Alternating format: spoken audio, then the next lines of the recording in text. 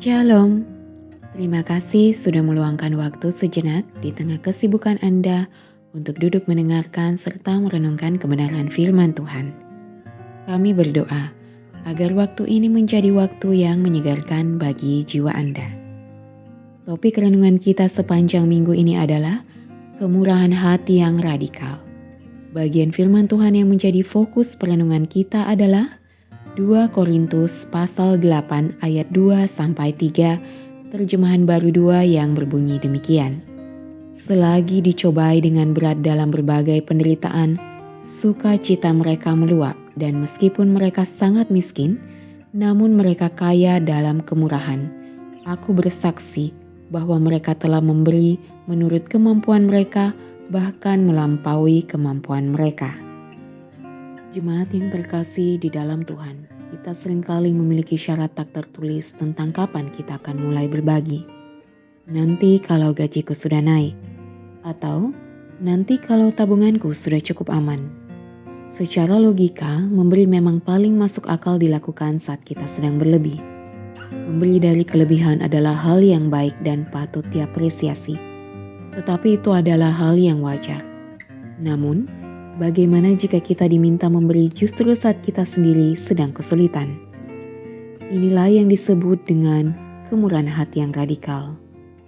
Kemurahan hati ini tidak menunggu kondisi finansial membaik atau hidup menjadi tanpa masalah.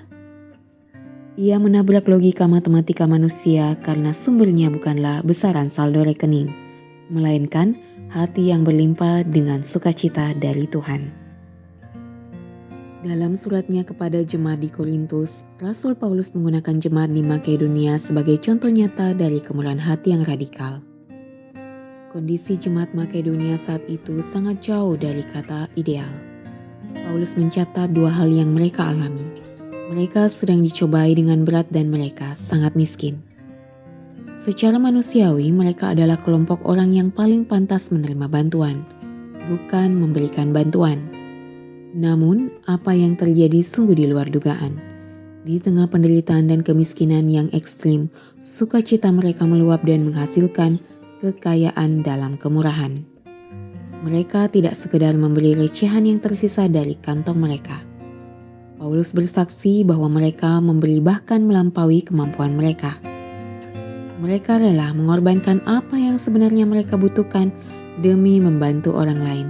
Dalam hal ini membantu jemaat di Yerusalem yang sedang kelaparan. Ini adalah bukti bahwa anugerah Tuhan mampu mengalahkan ketakutan manusia akan kekurangan. Kemurahan hati yang radikal menggeser fokus kita dari apa yang belum saya miliki menjadi apa yang bisa saya bagikan hari ini. Kita tidak perlu menjadi seorang miliarder untuk bisa menjadi orang yang murah hati. Berhentilah menunggu waktu yang sempurna dan latihlah otot kemurahan hati kita sekarang juga di tengah gaji yang pas-pasan atau bisnis yang sedang sepi. Jika kita tidak bisa memberi dalam jumlah besar, berilah dalam jumlah kecil namun dengan ketulusan yang besar. Berbagi bukan hanya soal uang. Jika dompet kita sedang sangat tipis, kita tetap bisa memberikan waktu, tenaga, keahlian, atau sekedar telinga untuk mendengarkan keluh kesah teman yang sedang kesulitan. Kalahkan rasa takut dengan iman, karena seringkali kita pelit karena takut besok tidak bisa makan. Ingatlah bahwa Tuhan yang memelihara burung di udara dan bunga di padang adalah Tuhan yang sama yang memelihara hidup kita.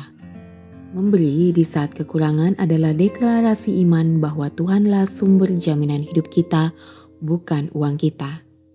Mari kita merenungkan sejenak.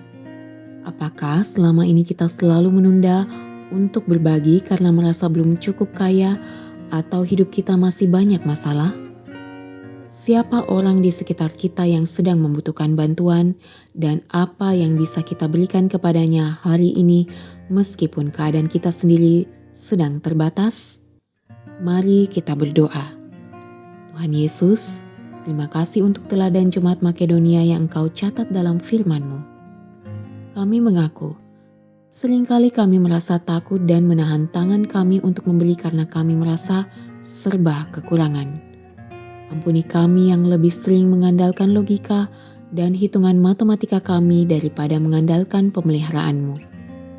Berikan kami sukacita yang melimpah seperti jemaat Makedonia, agar kami memiliki kemurahan hati yang radikal. Mampukan kami untuk tetap berbagi dan menjadi berkat, tidak peduli apapun kondisi kami saat ini. Di dalam nama Tuhan Yesus kami berdoa. Amin. Kiranya renungan hari ini boleh menuntun langkah kita sepanjang hari ini. Selamat beraktivitas dan sampai jumpa lagi dalam renungan kita bersama esok hari. Tuhan Yesus memberkati.